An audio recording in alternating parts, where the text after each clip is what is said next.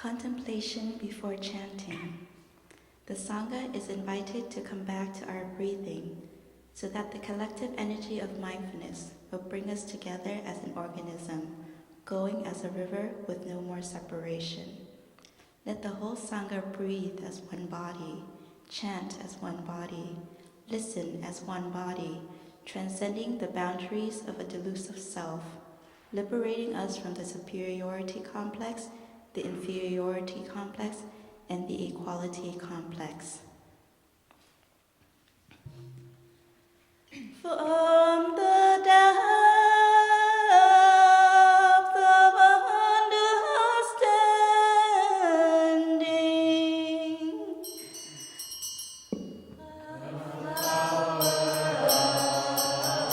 great eloquence moves.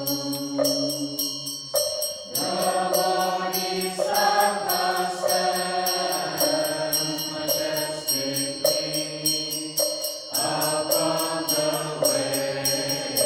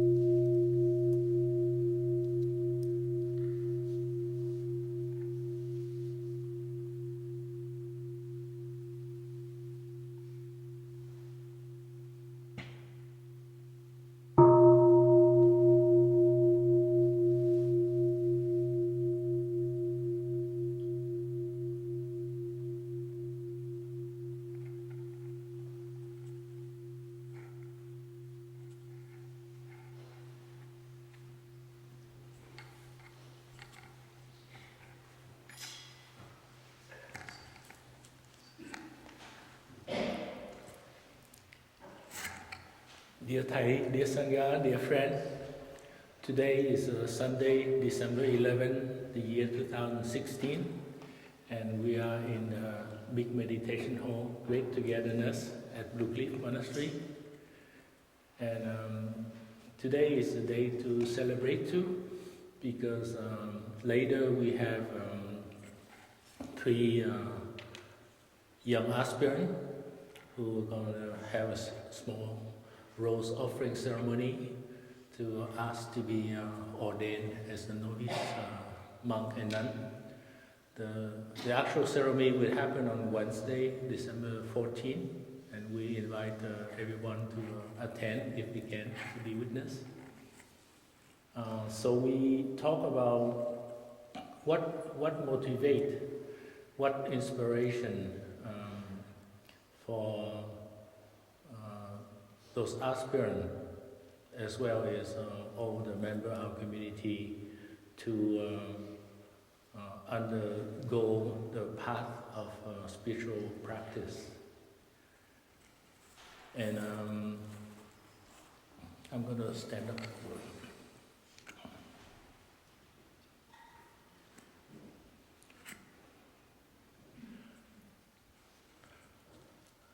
I remember, I think around 2013, our teacher led us in the US tour in San Francisco. We've been friends with several new tech companies, including Google, and they invite our teacher to give a day of mindfulness.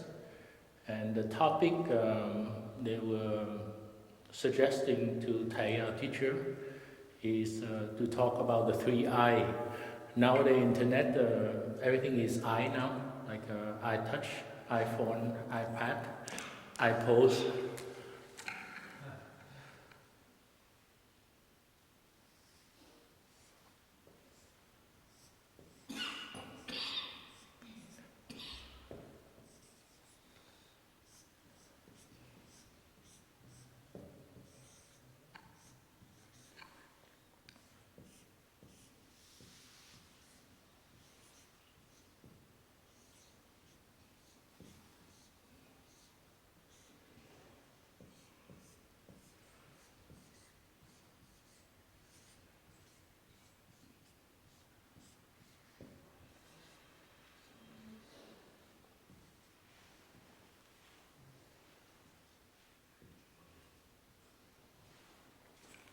So the three topics they invite Thai to share have to do with inspiration,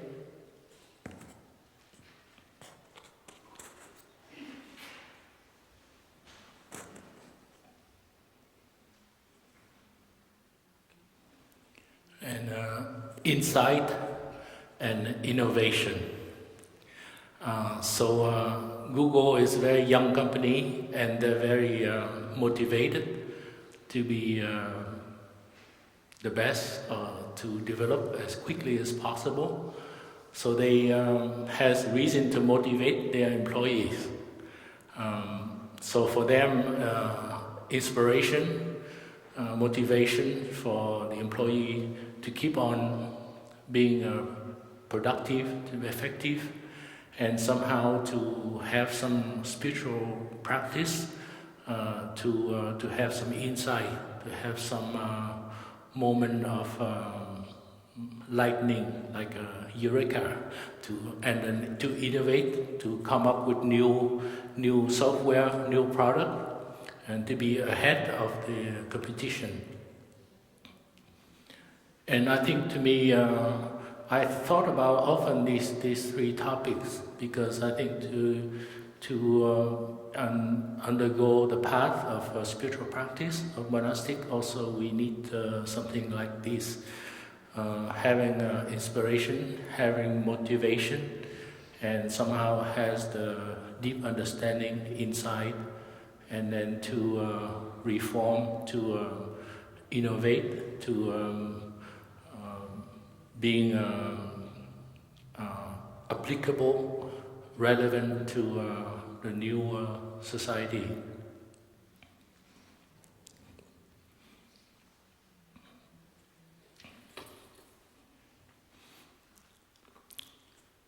I have a limited time, so I'm.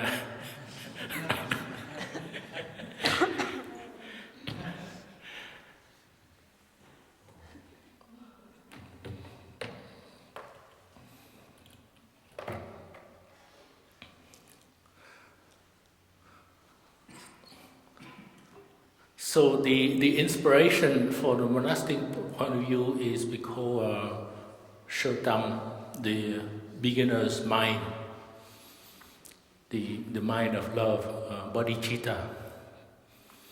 So we come to the practice, we attend the retreat, and we be inspired by our teacher, and we have that kind like a new understanding of the spiritual life.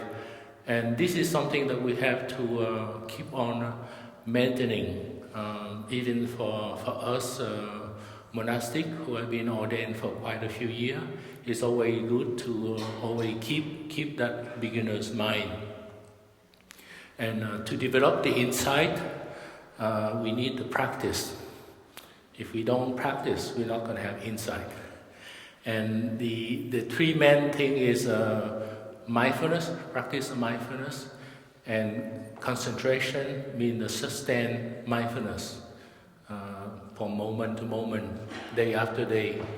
And one of those days, there's something pop out, and we're going to have some insight, some new way of understanding, new way of presenting the Dharma.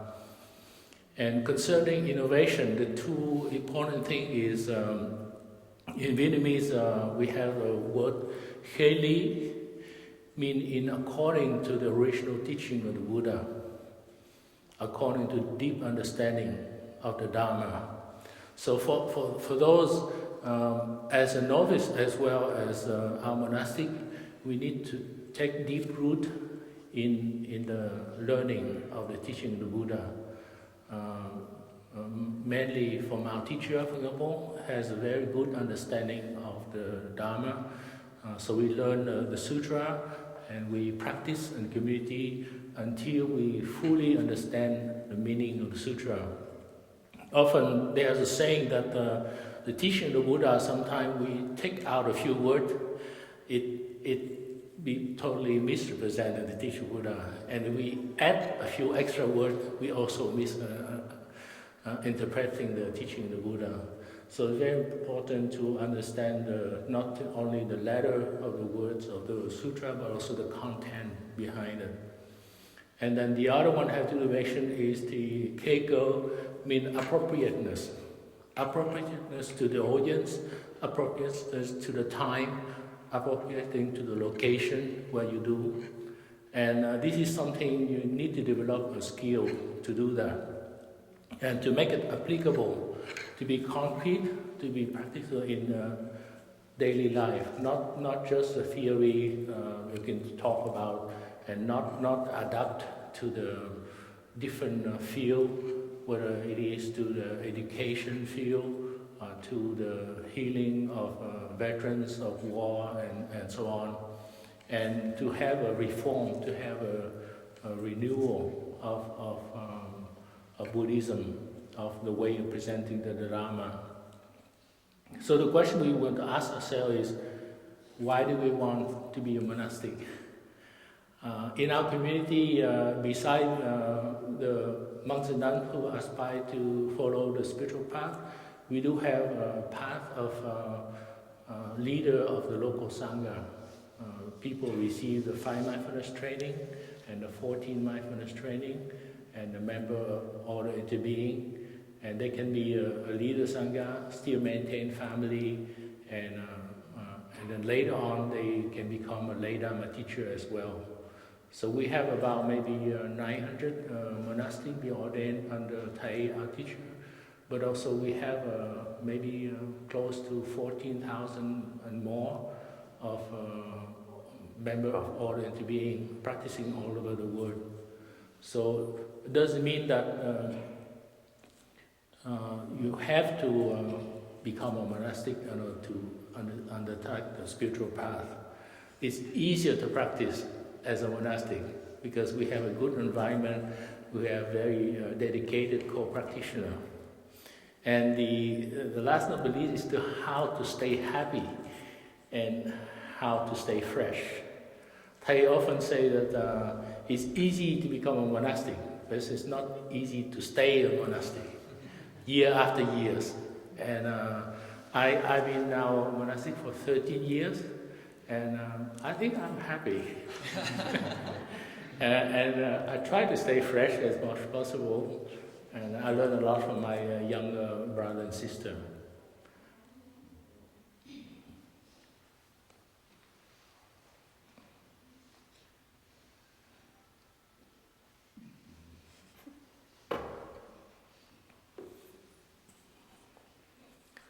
So I'm going to take the detour a little bit. It's an interesting story to refresh a little bit, but also it's relevant to the teaching today.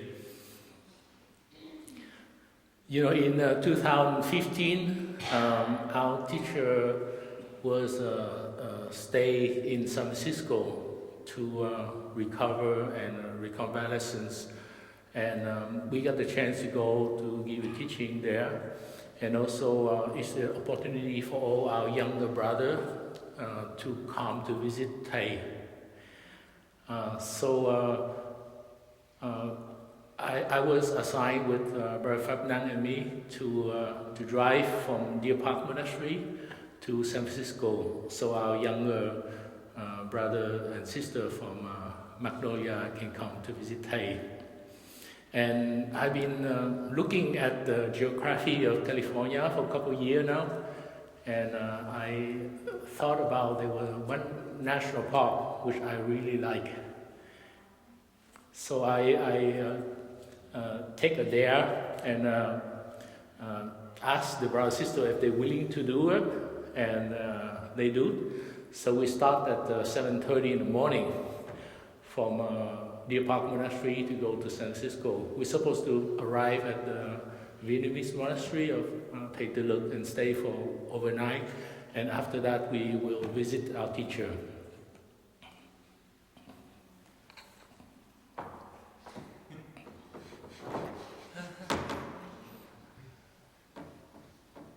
Okay, hopefully stay. So this is the geography of California, and the state of Oregon and the state of Nevada here. So we're supposed to drive from Deer Park, LA to San Francisco, and mostly people take the highway number 5. Yeah, and I noticed we went to Yosemite before, but there was one particular park I'm very interested. They call it Giant Sequoia National Park. Not the sequoia that the other brother sister visit close to San Francisco. That's a small. This is a huge sequoia, and so all we need is just drive a little bit over here, go to Sequoia Park, and go to San Francisco. It takes a detour about 3 hours. Of course, 1 hour we did, and we know we have limited time, so we. Rafa asked, you have to pick just one particular thing that you can go. And I looked in the internet and I saw that there was the biggest tree, volume-wise, in the world. The tree is called the Sherman tree, from after General Sherman. So we go right straight to that and witness it. And it's a wonderful tree. It's one of the biggest, it's not the tallest. We have a couple sequoia along the northern California and Oregon that are taller, but volume-wise, this is one of the biggest trees in the world. The one that got close is the baobab tree in somewhere in Africa, but they're not as tall. So this specific tree is about 3,200 to 3,400 years old. It's 275 to 311 foot tall, because they never actually measure, because every year it grows 10 foot or more. And it's about 1,385 tons. And later on, if you get the chance, recently there's an article on National Geographic that come out about another tree nearby, they call the President tree. And they took the picture, so if you take the December issue of National Geographic, you will see them. As I drive through Baker Fields, California is famous for being dry and always a lack of water.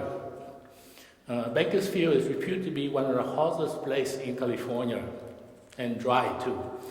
And I keep saying, how can a tree grow so big like that when it's so close to the desert? And I drove further, I would see actually there is two chains of mountain along here, and they form a specific green area that be favorable for the growth that can grow many trees, and including the big trees. And the elevation around that is between 6,000 to 8,000 feet. And the Sierra Nevada was formed around 85 million years ago. So that's a young mountain comparing. And out of that, along the grove that grow such a giant sequoia tree, they were formed around 2.5 million. So the idea is they have a valley and there's mountains surrounding. And because the mountain trapped the cloud, and it ended up raining. And in this California don't have any water. But actually right there's a lot of water. So the tree starts growing small, and then millions of years they die down. And then they form sediment, they form soil, they form nutriment. So because such a tree like that need to have very deep roots. So in the valley, they formed millions of years ago, and then they formed. And out of that, they come out the big sequoia tree, one of them. So what relevant I'm going to ask you is, when you want to become a monastic, do you know that someday you're going to become a big sequoia tree or not? The clear example is our teacher. He is such a huge sequoia tree. And he inspiration for so many monastics as well as a disciple. We don't know. It's just when we start as a young seedling, we just have our aspiration, our bodhicitta. We know we want to go that direction. We have a clear example of our teacher and many elder brother sister who has become ordained before us, and we just grow in the embrace of the support of the community. Just as those trees grow and they start being small, I don't know exactly how the selection process. Some of the trees become big, some of the trees become. They are all the tree who has falling down and being the nutriment that form to such a big sequoia tree. And only in that environment favorable to that growth, they can grow so big and so tall. And no other place such a tree can become so big, so tall. And to me that's very clear. When we become a monastic, we receive a lot of support from our brother and sister and our teacher, of course. In fact, one of the robe I was wearing actually belonged to the elder monk. He wasn't sure whether he followed the monastic path. He passed by Blue Cliff Monastery, he stayed for a while, and toward the end of his stay, he left behind a robe. And I asked him, I said, do you mind if I receive the robe from you? And he said, yes, I'd be honored. So to me, there is a clear connection between the elder brother, elder sister, and younger brother, sister. So our duty, at least to the elder brother, sister, to really give support, to give a lot of love, to give understanding for our younger sibling.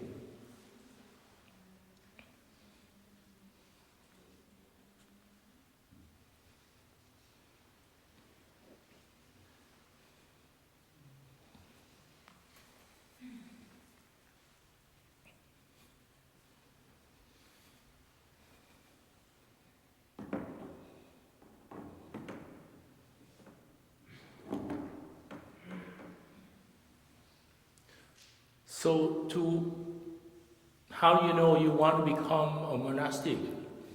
I think we have to look at all the favorable conditions that we have. First of all, we have a good spiritual teacher. Our teacher is such a person, such a big sequoia tree. But also, he's not stand alone. He stands on top of the shoulder of so many spiritual ancestors, including his teacher and the patriarch and the Buddha. Not only the spiritual lineage, the blood lineage as well as the cultural lineage, the land lineage as well. So I think to me, if we know that we have a good teacher, that we can apply the teaching, and that is a good favorable conditions. The second thing is we have a good environment.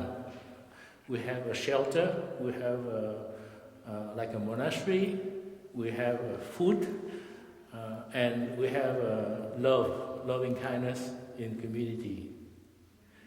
Because I think we just studied the sutra recently. They say sometimes they have a good teacher, but he's poor, he doesn't have enough food for a disciple, and he doesn't have good shelter. So sometimes the disciple has to leave because the teacher couldn't help to feed the student. And the third is the method of practice, the Dharma doors, the teaching of the sutra and the teaching of the thing. And the method need to be concrete, applicable to the daily life, and has the effect of transformation. Because often we practice, but there's no connection between our practice and the transformation. And mainly is mindfulness, concentration, and insight. And we have a special thing that we study this winter retreat, have to do with Buddhist psychology, how to apply to understanding our mind so we can have a better transformation. So the idea is to have to deep root in the teaching and to the spiritual teacher and grow more branch, just like this tree. I don't have room, but actually they have quite a big branch. Some of the branch are 10 foot in diameter. That's how huge the tree is. So often also in the sutra they say that if you have a good teacher, if you have good food and shelter, but you don't have a good teaching, then sometimes you need to leave the monastery to go to seek another teachers to advance to your practice. And this has been the path in China at the Chinese ancestor before. And the fourth area, the favorable condition, is we have co-practitioners, people who practice, dedicate to the practice together with us. Together we create a collective energy of mindfulness that help the transformation. We live and we practice together. In the US, we have many spiritual teachers, but many of them are lay friends. And some of them are monastic, but also they have very few people, very few monastic in each monastery temple. Some temple have just a master and maybe a disciple, 2 disciples, is lucky. So we are lucky in the sense that at Blue Cliff Monastery we are developed, we have quite a few number of monks and nuns.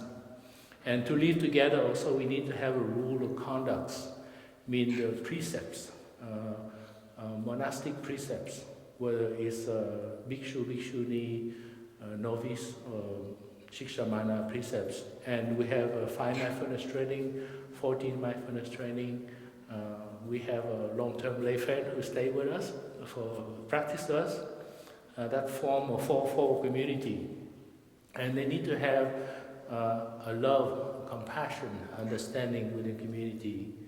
And the last is to have you see that they have a concrete, good result from the practice. We don't have to practice so we get the benefit 20 years from now. We need to have good result right away. And we can see it when we become a place of refuge for people to come to practice with us. And The transformation, sometimes there's some individual transformation, personal transformation, and collective transformation. And sometimes we need not to be frustrated because each of us are born a certain way based on our environment, of our seeds, of our family background. Some of us have a slowly degree of maturation, of ripening.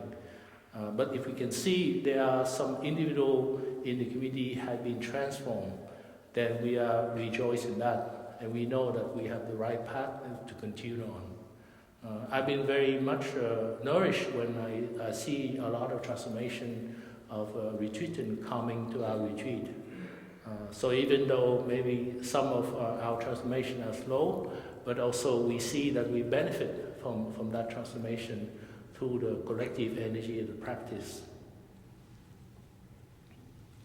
So I think to me, looking back at the metaphor of that giant sequoia tree, we don't know from this tree how we're going to become later on.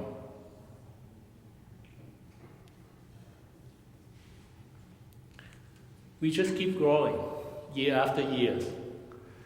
I remember some years ago, Sister Kun Gim and I, we were novice. And then there's some people being ordained in 2005 in Vietnam and so on. And certainly now we become a little bit older. And we don't know exactly what happened. What we know is we keep being happy, being fresh, relevant to the understanding of the teaching, and also relevant to the application of the modern society and offer to the people.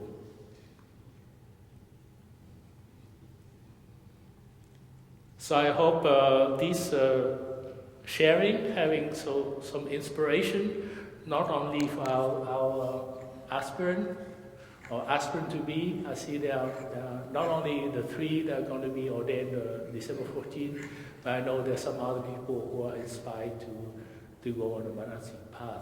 And also is a reminder for us, a monastic, already been ordained to practice here, to keep regenerate ourselves and stay happy and stay relevant. Thank you very much for listening.